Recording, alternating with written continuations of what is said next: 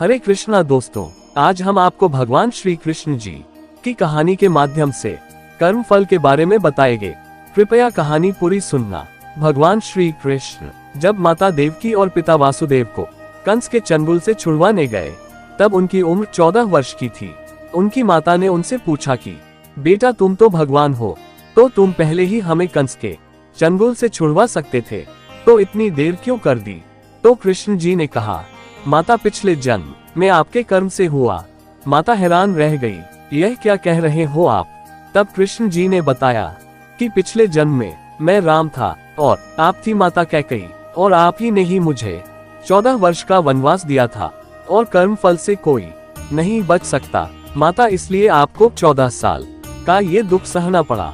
तब आश्चर्यचकित होते हुए माता ने पूछा, तो फिर यशोदा पिछले जन्म में कौन थी? कृष्ण जी ने बताया, वह थी माता कौशल्या, जो 14 साल तक अपने पुत्र से अलग रही, जिन्होंने उस दुख को सहा था। इसलिए इस जन्म में 14 साल में उनके पास रहा, और मेरे साथ रहने का माता और पुत्र के प्रेम का सुख उन्हें मिला। कहने का मतलब यह है कि कर्मफल से न उस युग में कोई बचा था, न आज कोई बचेगा। खुद भगवान की माता भी कर्मफल से नहीं बच सकी। आप और हम किस खेत की मूली है, इसलिए आपको और हमें बहुत सोच समझकर कर्म करने चाहिए।